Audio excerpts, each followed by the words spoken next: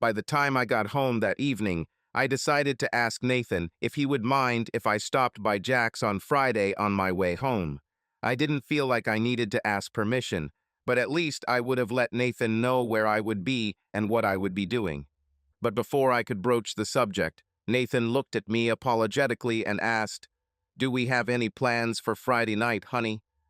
"No," I answered quickly, "not really." "Well, I really have to work late tomorrow. We have to discuss the finished proposal with the higher-ups on Monday, and the work is still a long way from completion. Sorry, honey, I promise I'll make it up to you." Conflicting feelings washed over me. My initial reaction was anger at being abandoned again, but the next moment I felt elated at the opportunity given to me. Now there was nothing stopping me from visiting Jack after work. If Nathan doesn't want to come home, why should I? "I understand, dear. Don't worry," I said soothingly. "Actually, I also have work to finish at the office, so I'll stay late tomorrow night too." "Thank you, honey," Nathan said. "At least I don't feel so bad about leaving you alone again, but I'll still make it up to you." I smiled at him, but didn't say anything. I was ashamed of this lie, even if it was very small. 12 months and 1 week later, I noticed Jack walking down the aisle toward my office on a Friday morning, and a pessimistic thought flashed through my mind. He's probably going to cancel today's meeting. That would be good for me, especially since I had gone to great lengths to dress up this morning so as not to look sloppy. But before the negative thoughts took over, he looked around the corner and asked, "Hey, Allison, are you still going to come over tonight?" "We're still in business." Relief washed over me. "Yes," I answered quickly, "and Nathan works late, so I'm not in a rush." Jack's eyes widened a little when he heard this, but then he smiled and handed me a small piece of paper. "Here's my address. Come over as soon as you can after work." Then he winked at me and disappeared. I sat holding the paper in my hands. I was glad that our meeting would still take place, but at the same time I was angry with myself for the last comment. "Why did you mention Nathan working late? What did that even mean?" I asked myself. But the other half of my seemingly schizophrenic inner self was ready to respond. "You were just letting him know there was no rush. What's wrong with that?" For some reason, the afternoon passed slowly, and I often glanced at my watch. "I'm not going to rush there at exactly 17 Zoo," I told myself sternly. "I don't want to seem too impatient. I'll work until 18 Zoo and then go." At 5:15 p.m., I was in the ladies' room freshening up my makeup. A few minutes later, I was in the car heading to Jack's new condominium. I tapped my fingers impatiently on the steering wheel as rush hour slowed down, my movement up to creeping speed. When I finally got to the indicated address, in front of me was a 10-story building, which replaced an old block of shops.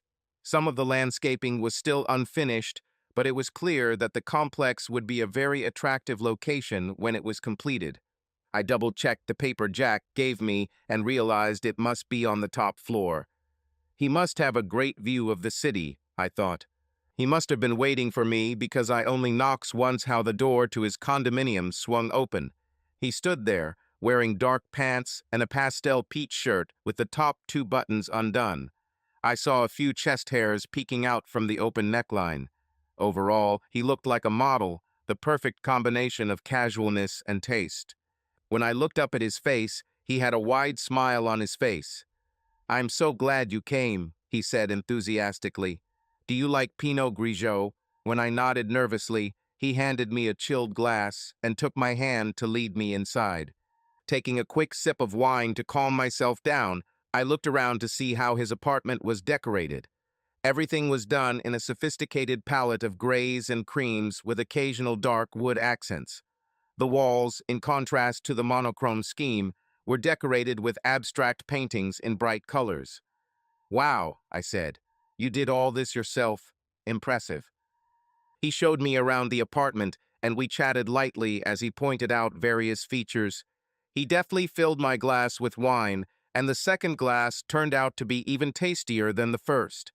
When he showed me the kitchen, he poured me a third glass, and without eating anything, I felt pleasantly intoxicated. A few minutes later, he took the empty glass from me and placed it on the table. "I think you'll really like what I did in the bedroom," he said. When he opened the double doors, I saw a huge bed sitting at the junction of two floor-to-ceiling windows that overlooked the city. "It's amazing," I said, turning to him. We made love. When I could think again, Jack asked, "Do you want to take a shower?"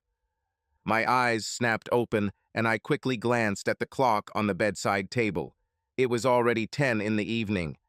"Oh no, I have to go," I exhaled. Jack walked me to the bathroom, and I gratefully accepted the large, fluffy towel he handed me. The shower was huge, and warm streams of water poured onto my body from several shower heads at once. You can get used to this, I thought, enjoying the clouds of steam. I looked at the clock and saw with horror that it was already 11:30. How do I explain this to Nathan? I thought. He will kill me. Jack walked me to the door. I turned to him, but before I could say anything, he kissed me. "It's not over yet," he said. "I want to do it again." He then let me go and gave me his big smile as I hurried towards the exit. The road home was unreal. I was terrified of how to explain to Nathan where I had been. I couldn't think of a logical reason for returning so late. But instead of wasting time coming up with an excuse, all I could think about was how much sex it was. What a lover. I felt like one of the sirens from Greek mythology, driving men crazy with desire. Never in my life have I felt so sexy, so desired. The anxiety, of course, returned when I pulled into our driveway, but when I opened the garage door, I was relieved to find that Nathan was not home. I quickly ran into the house, undressed, and climbed into bed. Half an hour later, when he came into the bedroom, I pretended to be asleep when he checked on me. But after he undressed and climbed under the blanket, I snuggled up to his warm body. "Sorry it's so late, darling," he whispered. "It's okay," I said with a smile that he couldn't see. "I don't mind." But despite the fact that my body was exhausted, sleep did not come immediately. I was, of course, glad that I was not discovered, but my gratitude was soon replaced by euphoria. "I can't believe I did this," I repeated to myself. It was wrong, but it was incredible. Jack was right, was my last thought before I drifted off to sleep. This is not the end. After 12 months and 8 days. On Saturday, I did all the usual weekend activities, but internally my mind was fighting a fierce battle with itself. The good girl inside of me was horrified by what I had done. "You cheated on Nathan," she fumed. "You committed adultery. You should be ashamed." The bad girl didn't agree to anything. "And what?" she asked. "It's not her fault Nathan doesn't pay enough attention to her. He's so caught up in his work that he's been neglecting her for months. Who would blame her for looking for a little passion in her life? She's a young woman, she has needs, which he does not satisfy." "He does not neglect her," came the answer. "He works his ass off to provide her with financial stability so she can starting a family. Isn't that what she wants? Of course, she wants to have children, but not right now. She needs to live a little to experience what Nathan is not giving her. He has practically locked her away from the rest of the world, keeping her in this suburban prison." "You call this house a prison? Who are you kidding? There are plenty of women who would kill to live in such a cozy house in a quiet neighborhood like this." "Yes," answered my mischievous side, "and there are women who would kill to feel what Jack gave her last night. It was incredible, straight out of a novel." And that was the point. I've never felt more wanted than I did last night. I couldn't remember a honeymoon being as exciting and passionate, although time may have blurred the memory somewhat. But even if they were equal, being desired at my age by one of the hottest men, I knew was a huge boost to my ego. I knew I wanted more. Maybe only once or twice, I defended myself. "I'm not taking anything away from Nathan, I'm just giving myself a little reward." After 12 months and 2 weeks, I never expected the thoughts of dating Jack to last this long. Over the past week, I have been constantly thinking back on this experience and savoring every forbidden moment. The thrill of owning such a naughty secret gave me an incredible feeling. So when Jack invited me to dinner at his apartment today, I knew exactly what was coming, and I couldn't wait. Although we only had an hour, we managed to enjoy this moment. Now, returning to the office to my workplace, I was in an incredible mood, waving my hand and smiling at my colleagues. If they thought about me, they probably saw me as a modest married woman from their team. How surprised would they be if they knew what I did at lunch? I thought with smugness. It was difficult to keep a smug smile on my face throughout the day. I couldn't wait to repeat this experience. 13 months later, I looked up from my desk in the coffee shop and saw Suzanne crossing the street and heading towards me. I invited her to meet because I couldn't keep it all inside anymore and needed someone to talk to. Suzanne and I were roommates in college, and when she and her husband Hank moved to our city, we quickly renewed our friendship.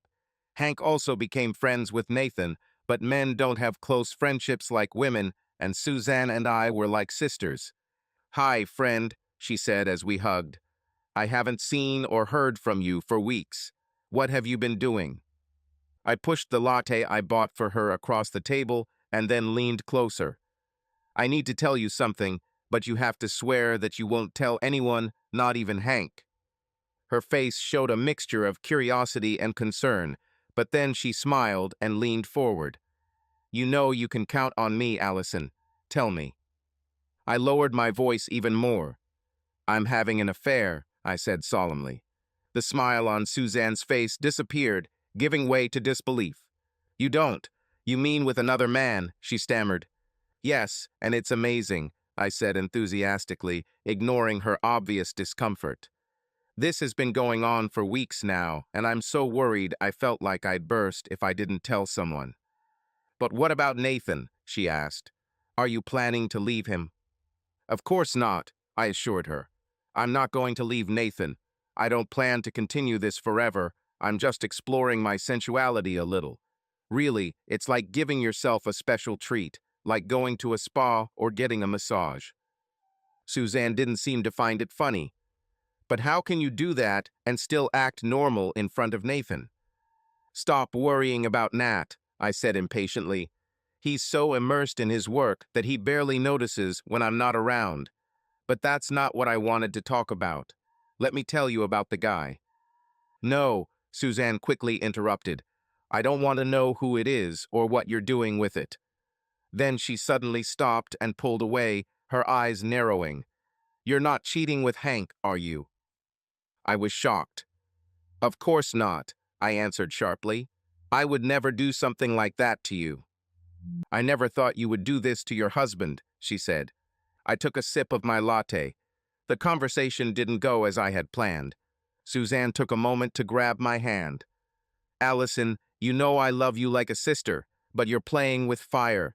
If Nathan finds out, he'll never forgive you. You could lose your marriage, girl." "He won't know," I said dismissively. Then I was suddenly overcome with fear. "You won't tell him, will you? You promised you wouldn't tell anything, not even to Hank." She shook her head. "No, I promised to keep your secret, and I will keep my promise. But honestly, I wish you wouldn't tell me that." We finished our lattes and Suzanne left shortly after.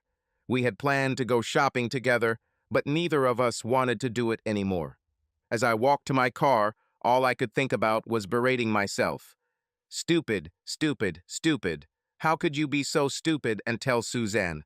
I thought she would be happy for me, but now she thinks I'm a woman of easy virtue." This thought left me depressed. Then an even worse idea came into my head. What if she does tell Hank? She promised she wouldn't, but what if she snaps? He'll definitely tell Nat. I was so upset that I almost ran a red light. Shocked, I pulled over to the side of the road to calm down. "Getting into an accident is the last thing you need right now," I told myself sternly. To distract myself, I decided to check my phone to see if there were any messages. I was hoping Jack had written to me. We were looking forward to meeting again, and I wanted to see if he answered me.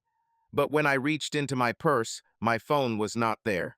After a futile search in the car, I began to mentally remember my actions. Did I leave it at the coffee shop? I asked myself. No, I remembered that I didn't get it while I was talking to Suzanne. When was the last time I used my phone? I asked myself. It was while I was getting dressed. I remember I sent Jack a message to see when we could meet. I guess I left it on the dresser. Oh God, what if Nathan finds him? What if he checks my text messages? He could find out everything. I quickly turned around and rushed home. I had to get my phone back before Nathan found it. When I burst into the house, I prayed that Nathan would not be there, but to my horror, I almost collided with him. "Why did you come back so quickly?" he asked. "I thought you were going to meet Suzanne and go shopping."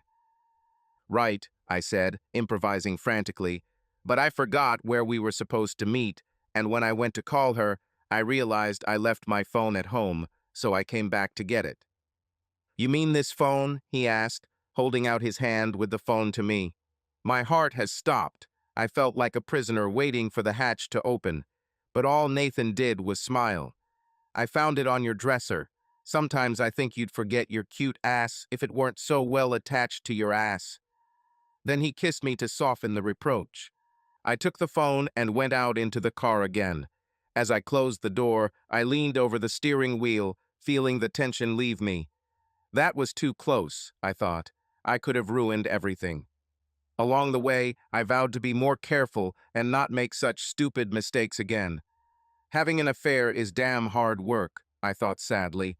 13 months and 2 weeks later. I took out my phone to check, but there was still no message from Jack. Crap. It's been almost 2 weeks since we last saw each other and 5 days since I heard from him. The last time we were together, we didn't set a time for the next meeting, but I thought he would call earlier. The last time I went into his office, his secretary looked at me strangely, so I never went there again. And I didn't want to ask other girls where he was. That would probably cause gossip. Damn. What if he's lost interest in me? What if he's found someone else, and this is his way of ending our relationship? I know it has to end someday, but I don't want to be dumped without an explanation. Should I call him again? No, that would sound too needy. I don't want to scare him off. He can be so cocky sometimes. But damn, I want sex. 13 months and 3 weeks later. Yesterday at dinner, Nathan told me that he had to go away for the weekend and wouldn't be back until Tuesday evening. The prospect of spending a long weekend alone with nothing to do immediately dampened my mood. But what really pissed me off was when Nathan said that the whole team was going on the trip. Nathan, Daryl, and Stephanie. Nathan introduced me to them at an office party a few months ago. Daryl didn't make much of an impression on me, but I didn't like Stephanie right away. I saw how she hung on Nathan's every word, and his praise, smart, focused, and highly motivated, made me uneasy. I wondered if Nathan was one of her targets. The fact that she was attractive, well-dressed, and younger than me only added to the sense of danger. Why is she going on this trip? I asked myself, and immediately my evil alter ego suggested the answer. Nathan must be having an affair with her. I didn't say it out loud, of course, but as soon as the thought came into my head, I couldn't get rid of it. Everything became clear. No wonder he worked so late so often. No wonder he needed so many business trips. He must have been sleeping with that sneaky little bitch all this time. I tried my best to hide my emotions, but Nathan must have sensed that I was not happy. "I know this has all been very difficult for you, but it will benefit us in the future, dear," he said. "As soon as I get back, we'll spend time together, just the two of us. I promise." He seemed so sincere that my suspicions were quelled for a while, but as soon as we were in bed and turned off the light, all my fears surfaced again. What if he really had an affair with Stephanie all this time? What if he plans to leave me and run away with her? God, that would be so humiliating. I really needed to talk to someone to vent. Should I call Suzanne tomorrow? Wait, what am I thinking? I just told her I was having an affair. I can hardly blame Nathan for the same thing now. What a mess. I feel so alone. That night's sleep did not come easily, but tears flowed like a river. 14 months later. Jack finally called. "We're going to meet this weekend." Nathan leaves Friday morning and won't be back until Tuesday, so Jack and I will have the whole weekend together. Moreover, now that I know that Nathan will be with Stephanie on his trip, I decided to be very naughty and invite Jack to my house. I cannot wait. 14 months and 5 days later. Nathan left this morning, and I'm so excited I can barely sit at my desk. We had it all planned. I would go pick Jack home to his apartment after work so he could leave his car. Then I will take him to my home. This way the neighbors won't see someone else's car parked in our driveway all weekend. I was constantly looking at my watch again, waiting for 5:00 p.m. Then, just as I started to put my things away on the table, the phone rang. When I answered, it was Suzanne. "Hi, friend," she said. "Nathan told Hank about his business trip, so I think you'll be alone for the weekend. Why don't you come over for dinner tonight?" "Oh, Suzanne, you're so sweet, but I already have plans for tonight." "Well then, maybe tomorrow evening." Well, I have plans for Saturday night too," I said. "About?" I heard a note of resentment in her voice. Then I think she realized what was going on because she said, "Ah, I understand." She paused, then said, "Be careful, Allison. I don't want you to get hurt." "Don't worry about me, Suzanne. I'll be fine," I assured her. After we hung up, I cursed quietly. The last thing I wanted was for anyone to know what I was doing this weekend. What's worse is that Suzanne will have to explain to Hank, my husband's best friend, that I'm busy all weekend. Crap, 14 months and 1 week later. I felt really naughty. Damn it, I thought listlessly. I'll have to wash all the sheets in the house when Jack leaves. I finally drove him back to his condo late Sunday afternoon, and then spent a few hours washing the sheets and covers and airing out the bedroom in case Nathan returned early. 14 months and 9 days later. Nathan didn't return until late Tuesday evening, and he was so tired that he went straight to bed without even unpacking. He left early for work the next morning, so I didn't really get to talk to him until Wednesday evening. When he walked through the door, it was clear that he was eager to tell me something. We just heard back from the client. We won the contract. Our presentation was a huge success. I'm getting a huge bonus, and the boss said I'll be promoted later this year. Oh dear, that's wonderful. I was happy and ran to hug him, but he grabbed me by the shoulders and stopped me with a serious look. "That's not all I have to tell you," he said ominously. "Today I called your office and spoke with your boss." I turned pale at this. "And you know what I told him?" Nathan continued, ignoring the expression on my face. "I told him you worked too much." I thought about all those long lunches and the time I'd taken before to go to Jack's condo, and my heart started beating faster. And guess what? He agreed with me. "He'll give you this Friday and Monday off so I can take you to Cancun for the weekend to celebrate." Nathan finished with a pleased smile from his surprise.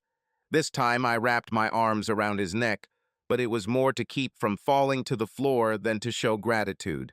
I was really grateful for Nathan's surprise, but the way he announced it almost gave me a heart attack.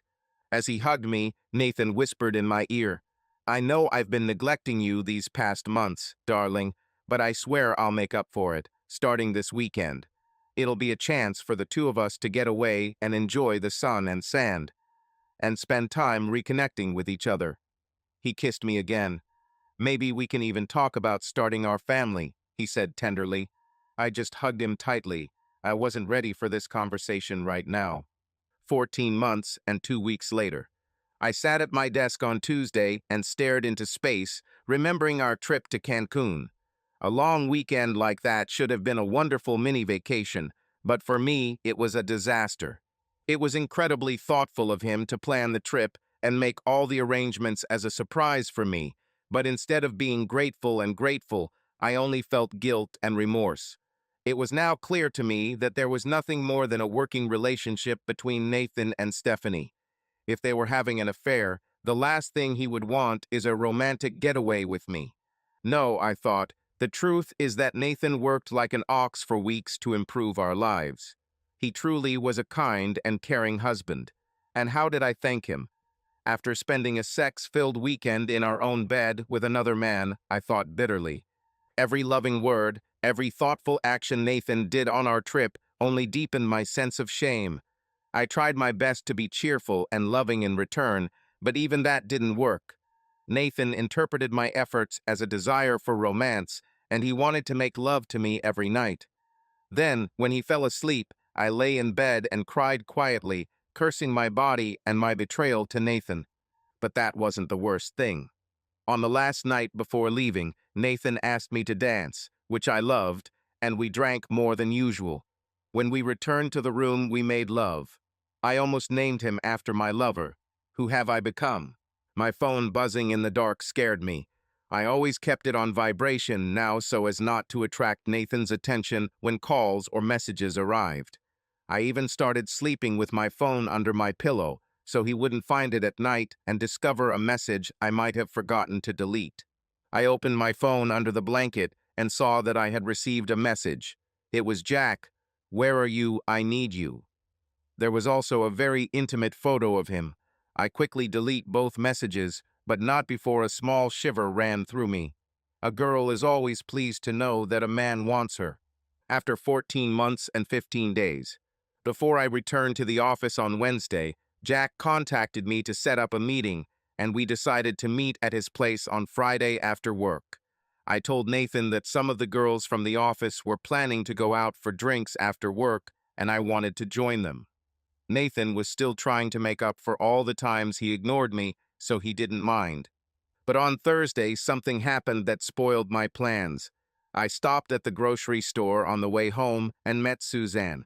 She still seemed a little wary of me, but I could see that she had something that she was dying to tell me. "What's the matter, Suzanne?" I asked after we greeted each other. "Something has changed with you." Her eyes were shining. "I'm pregnant, Allison. Hank and I are expecting a baby." I squealed. "It's so cool," I screamed, hugging her.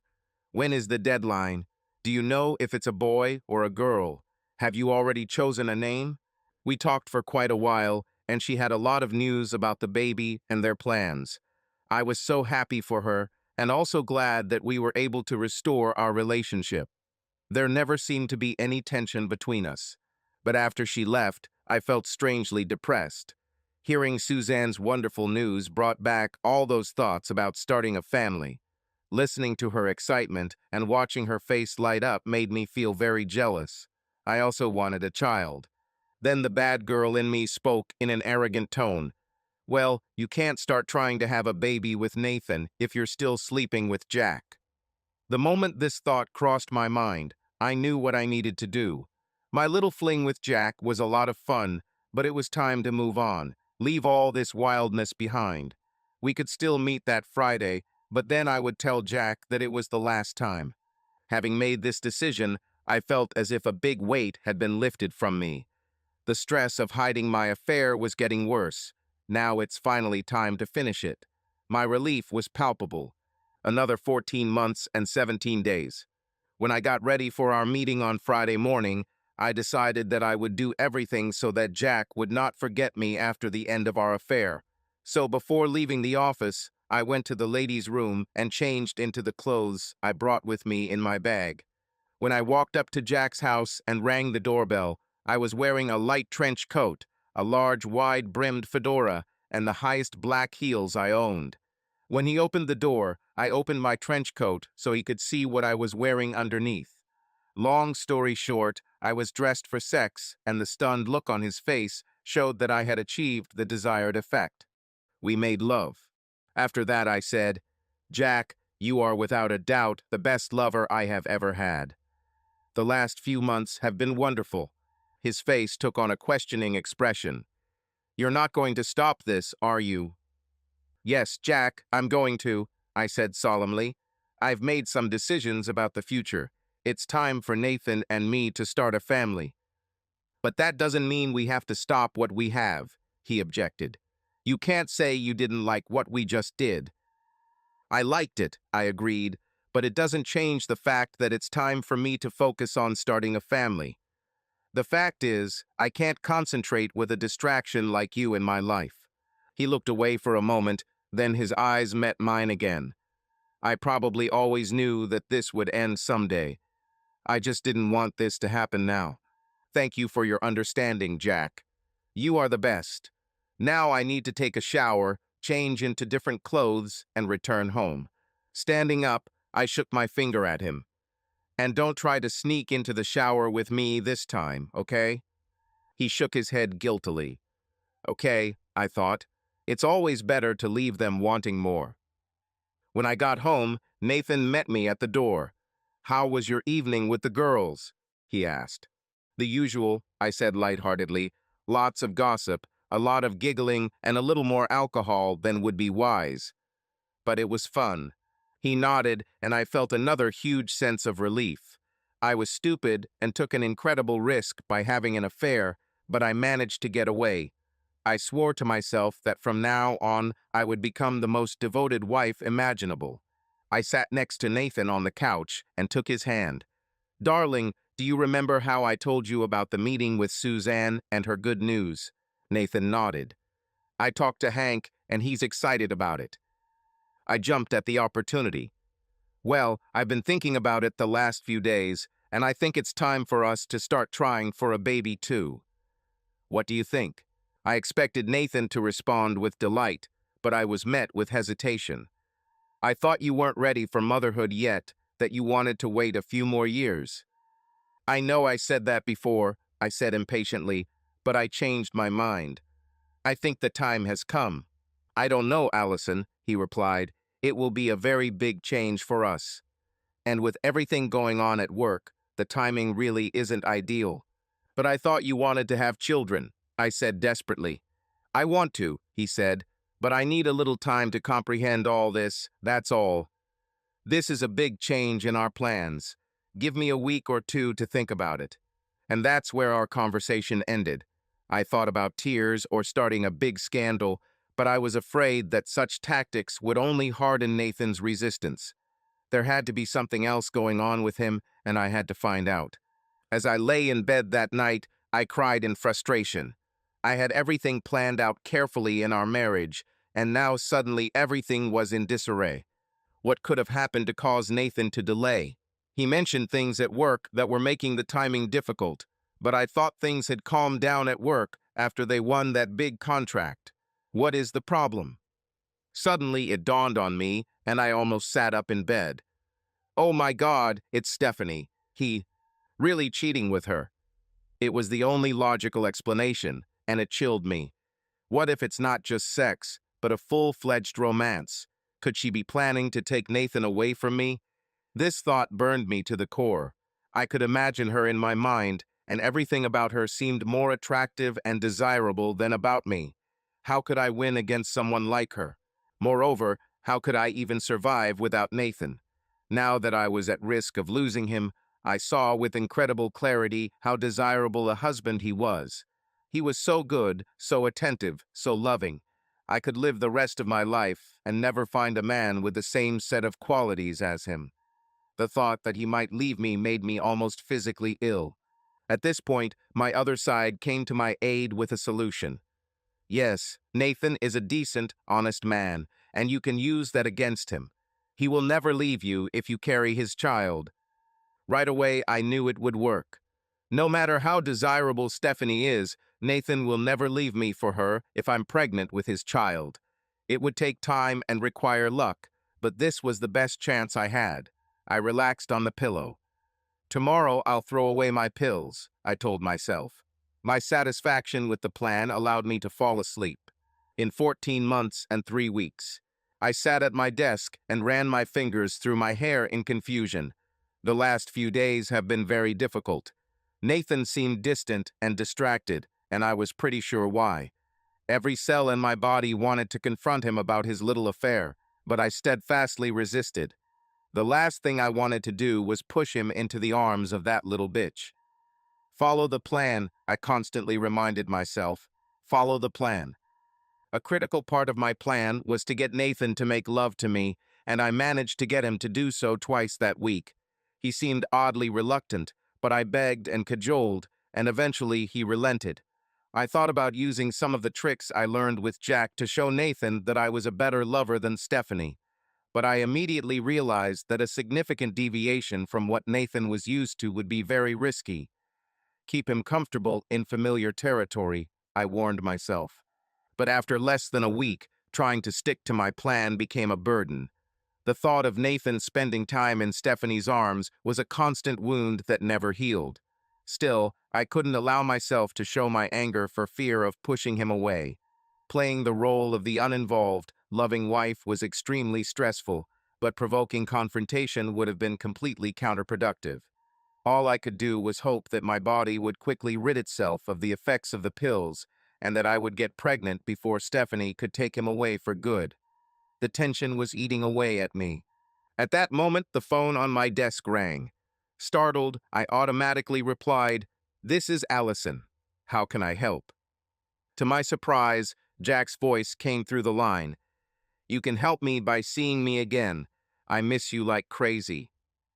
Part of me was flattered that a man like Jack was pining for me, but another part was just annoyed that he was distracting me at such a tense moment. I lowered my voice to a loud whisper. "Jack, you know we can't do this. It was great while it lasted, but now it's over." His voice also became quieter. "It was wonderful, wasn't it? God, you drove me crazy, and you felt the same way, you have to admit." I shook my head. "Yes, Jack, it was incredibly hot, I won't deny it. But I can't be with you again, even if I wanted to." His voice was mocking. "But you want one more time, don't you?" "Jack," I said, a little louder than I intended, then lowered my voice again to a whisper. "I'm not taking any more pills. I don't dare have sex with you. I want Nathan's baby." But the thought of sex with Nathan also conjured up images of him having sex with Stephanie. Anger at his betrayal mixed with envy at the sensations that were being denied me, and against my better judgment, I heard myself agreeing to meet Jack again. I told him I would take a long lunch break on Thursday and meet him at his house one last time. He sounded like a kid who had been given the keys to a toy store. I tried to be strict with him, but his enthusiasm took over. Plus 15 months. Why am I doing this? I asked myself over and over again as I pressed the doorbell of Jack's condo. I was tense, but it was the tension of excitement. Anger at Nathan and Stephanie mixed with delight that I could make a man like Jack want me so much. When he opened the door, Jack didn't stop with greetings or compliments. "Oh God, I'm going to miss this," I said sincerely. "But this cannot happen again. Promise me you won't ask again, Jack. If you care about me at all, don't tempt me again." When he reluctantly promised, I quickly took a shower and went to the office. I spent the rest of the day trying to catch up with work, feeling the afterglow of sexual satisfaction. I also felt like I was somehow getting back at Nathan. He could have fun with Stephanie, but I could have fun with Jack too. And before Stephanie can make her move, I'm going to keep Nathan a baby forever and distance him from his mistress. I stayed at work half an hour longer than usual because I needed to catch up after a long lunch break. When I arrived at the house, I saw that Nathan had already returned, but when I entered the house, not a single light was on. Puzzled, I went upstairs to see if he was there, but he was nowhere to be seen on the second floor. Now, as I walked back downstairs to check the rest of the rooms, I began to worry. Walking around the corner to the office, I noticed him sitting in a chair with one lamp next to him. "Nathan," I called, "is everything okay?" He slowly raised his head and said in a low voice, "No, it's not okay." I walked over and fell to my knees next to him. "What happened, Nathan?" I looked into his face and saw tears in his eyes. "Are these your parents, honey? Are your mom and dad okay?" I asked, grabbing his hand. He withdrew his hand, leaned toward the table next to him, and handed me a piece of butcher paper. "That's the thing," he said wistfully. I took the sheet and, with a puzzled look, tried to understand what I was seeing. It appeared to be a photograph of a woman standing in front of a door in a hallway. Suddenly, the image cleared up, and I realized it was a photo of me standing at the door of Jack's condo. An icy cold passed over me. No, this couldn't be happening. It had to be a nightmare. How could he know? I should have said something, come up with some excuse, but my brain stopped working. "Nathan, what is this?" I asked stupidly. "I don't understand." "Maybe this will help you," he said, handing me another photo. This one was me leaving Jack's condo. All I could see was his hand touching my wrist. "Nathan, it's not what you think," I said too loudly. "So what do you think I'm thinking, Allison?" he asked coldly. At least I knew not to answer this question. Instead, I went into defensive mode. "Nathan, these are photos of me visiting Jack Ruskin at his condo. You know Jack, he works at my company. He left some papers at home that were needed in the office, and I agreed to pick them up on the way. That's all that happened, I swear." He leaned over and picked up another photograph. "And this?" he said so quietly that I could barely hear him. In his hands was a photo of me standing in front of Jack's door in my trench coat, opening it to reveal my sexy lingerie. I gasped. But the photo was taken at an angle, and the sides of the trench coat obscured what I was showing Jack. Then I noticed that a large, wide-brimmed hat was hiding my face, and hope flared up within me again. "I have no idea who it is, Nathan. Why are you showing me these photos?" I asked, trying to gain time. But he had another photo, this time taken from outside Jack's building. She showed me entering the building in different clothes. When I noticed the date and time in the bottom corner of the photo, my heart sank. It was our today's meeting. I closed my eyes, hoping the photo would disappear when I opened them. But of course, it didn't disappear, and I decided that the only way out was to continue pretending that nothing had happened. "Oh yes, exactly. I had to pick up something from him today too. That's all." He dropped the photo into his lap and shook his head sadly. "Please stop lying to me, Allison," he said without emotion. He then pulled out another photograph, this time taken from the other side of the building. The camera zoomed in on the window on the top floor, and I winced. This photo was an enlarged portion, apparently taken with a powerful telephoto lens. There was no doubt that the face was mine. He looked at me with eyes in which I could not read the emotion and said sternly, "Please don't try to say that it's not you, or that you're just taking business papers." I collapsed in front of him in absolute horror. I was trapped. He had irrefutable evidence of my affair. I was going to lose him. I was going to lose everything. I started crying. "I'm so sorry, Nathan. I don't know what came over me. I didn't want this to happen." Panic overtook me. "It only happened once, Nathan. You have to believe me. It only happened once." He shook his head, his voice now cold and distant. "After a friend mentioned that he had seen you at this condo several times, I hired a detective. He managed to establish surveillance inside the building on the floor where Jack's condo is located.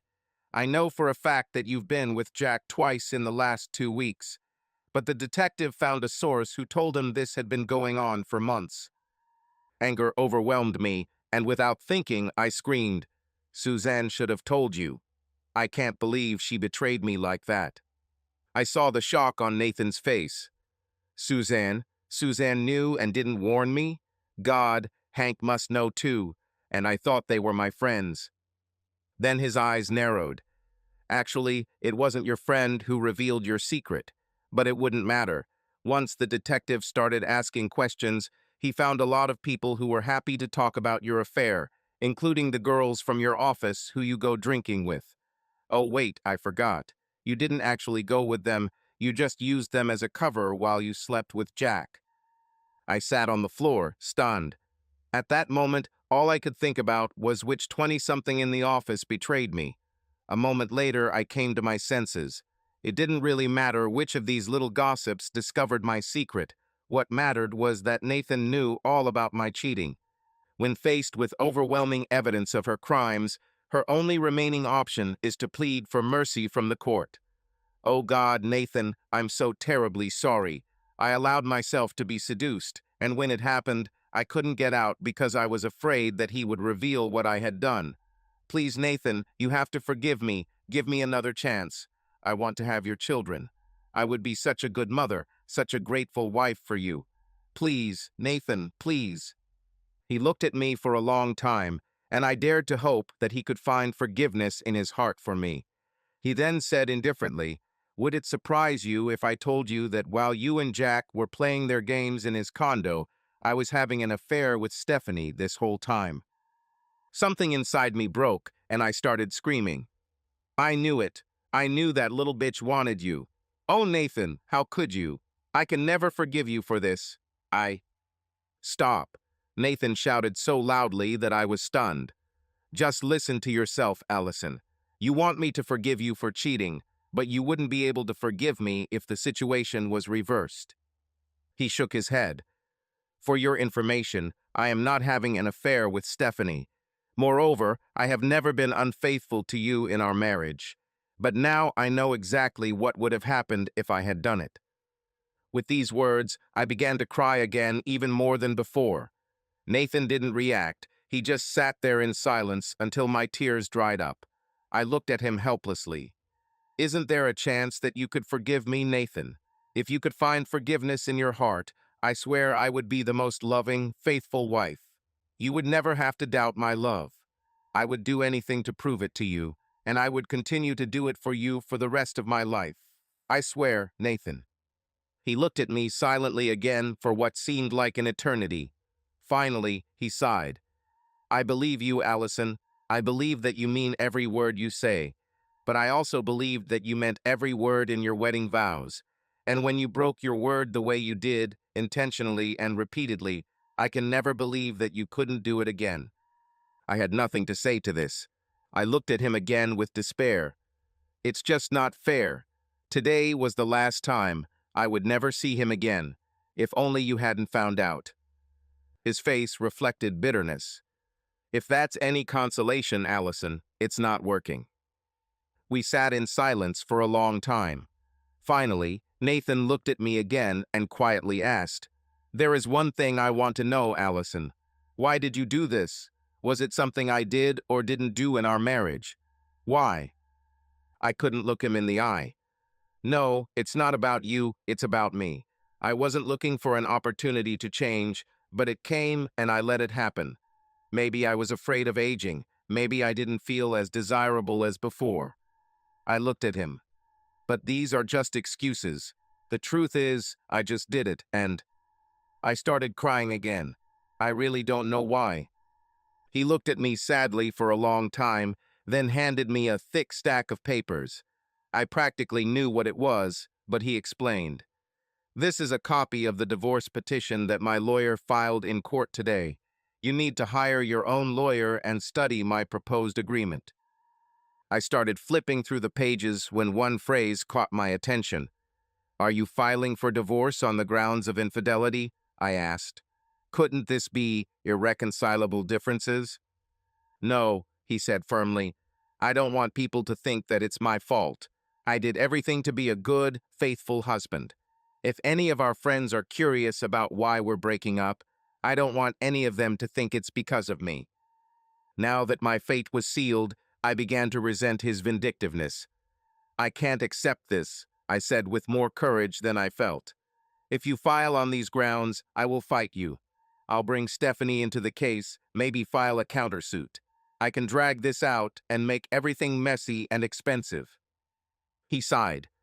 I told my lawyer that you are not like that, Allison, that you will not cause a scandal. But he insisted that we have a plan in case you do, and it looks like he was right. Maybe you should listen to what the detective agency sent you this afternoon. With that, he took the iPod out of his pocket and pressed a button. I gasped. You can either accept my terms of divorce, or this tape and many others like it will be presented as evidence. Do you really want your parents and friends to listen to you too? He looked at me without emotion, stood up and started to walk away, but then turned back. You really should tell Jack that the soundproofing in his building isn't very good. In 16 months, I was pouring myself a cup of coffee in the break room when one of the men in the office approached me. Hey, Allison, how are you? He asked with a sly look. Okay, Barry, I replied coldly, not wanting to start a conversation. It didn't work. Listen, I heard that you are free again, he continued insistently. How about you and I grab a drink after work, maybe have some fun? I stepped back in shock. You're married, for God's sake, Barry. Do you have a wife and children? What are you thinking about? He grinned. From what I've heard, it won't stop you. Come on, it'll just be harmless fun. Nobody will know. I quickly walked past him and hurried back to my desk. Somewhere from the depths of the office cubicles, I heard the sound of a girlish giggle, but I didn't dare look back.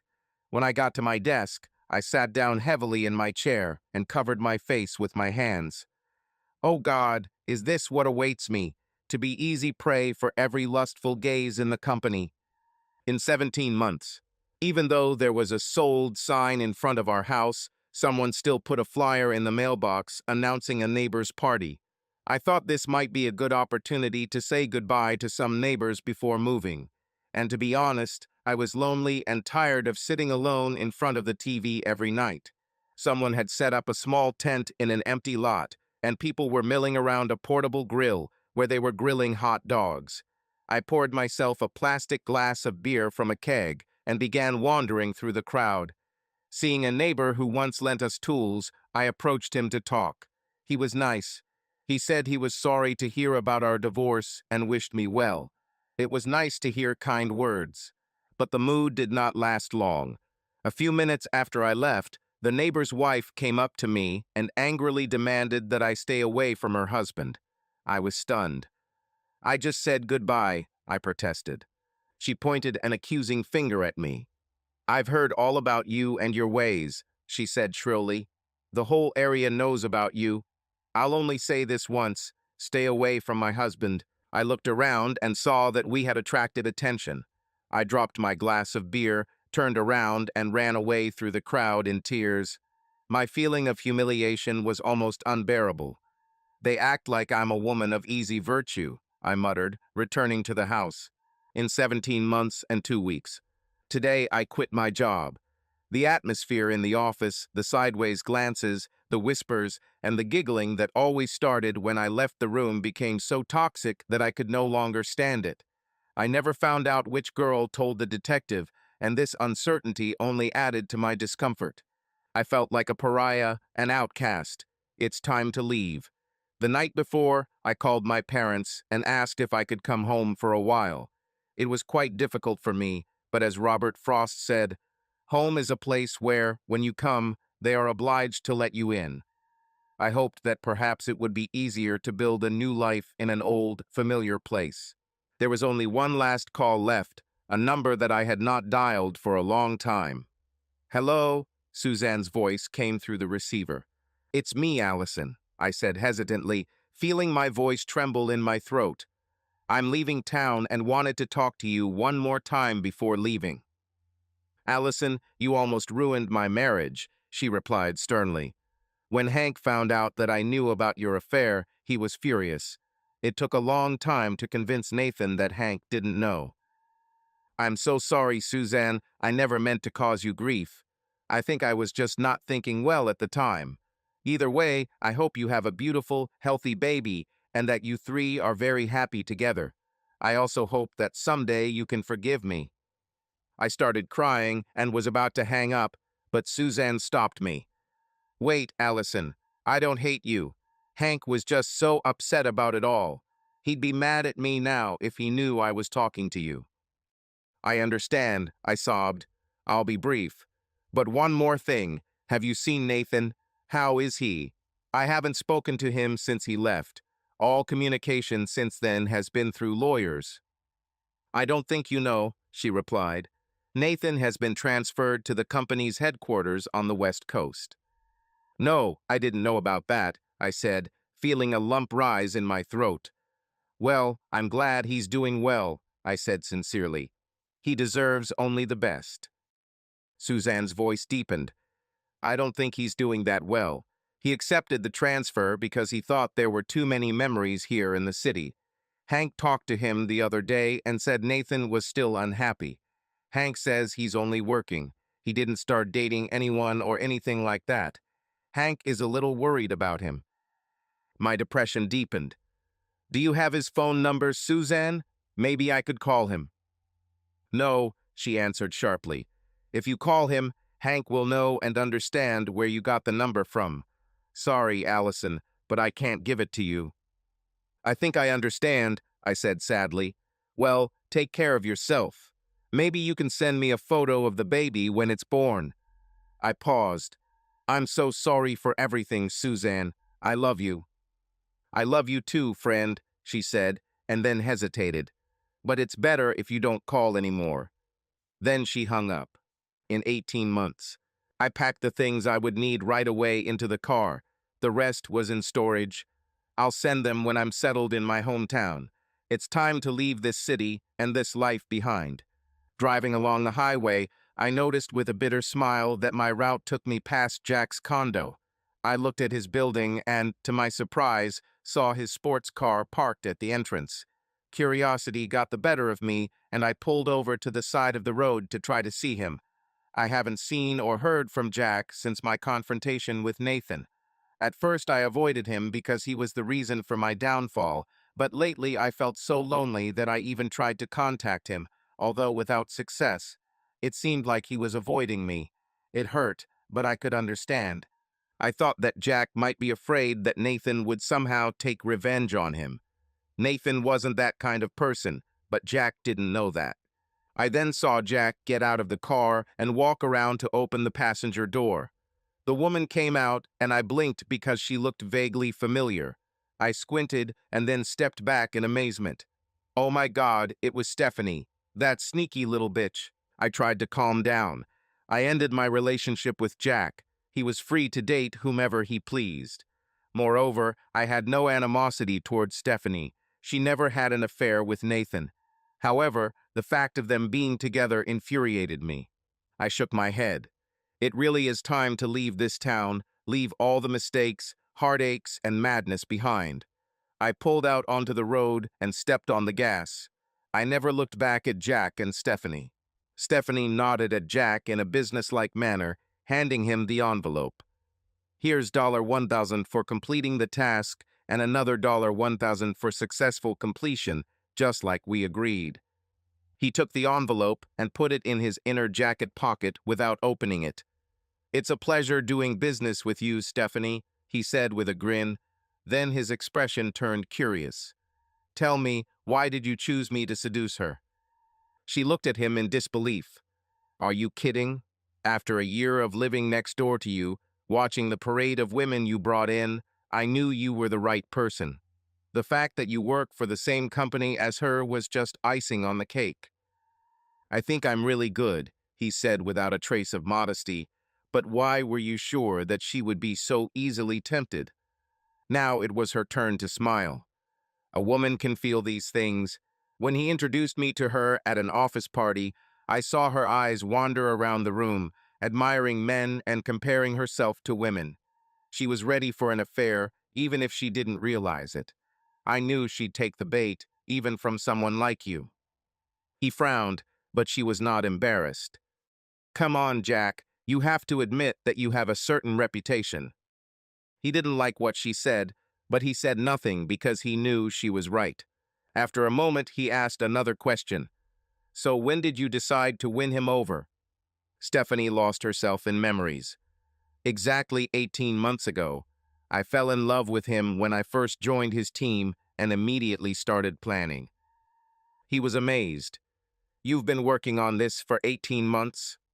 She smiled. These things take time, Jack. First I had to gain his professional respect, then become his friend, and finally his confidant. But why all this with you and his wife? Asked Jack.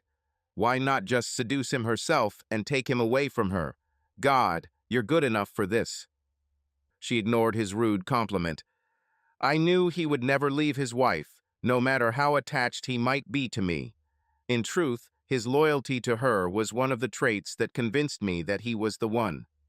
So why did you wait so long after she first came into bed with me?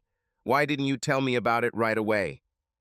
You don't understand, she said. You have to stick to the plan. I couldn't risk him forgiving her for a one-time offense.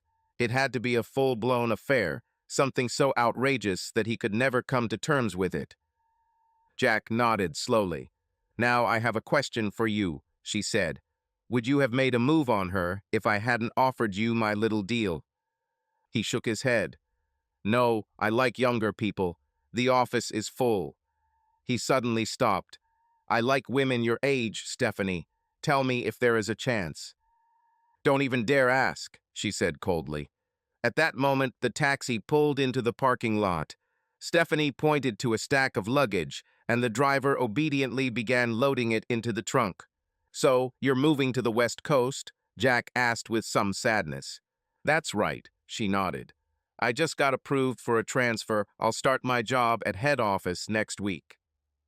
Jack looked at her carefully. "How can you be so sure you'll get it?"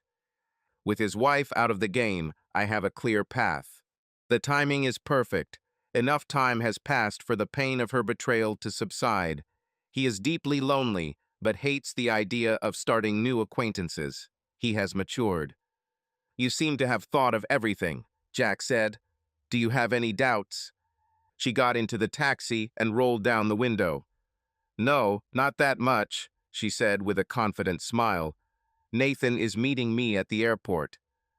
Jack shook his head in amazement. "You are simply incredible, a real Machiavelli." "No," she said, "just driven and highly motivated." She waved, and the taxi headed towards the airport. Subscribe to our channel so that your love doesn't cheat on you, and go ahead and listen to the next story, because this story is nothing compared to the next one. If you're under 18, don't even think. Click to the next one. Click to the next one. Click to the next one.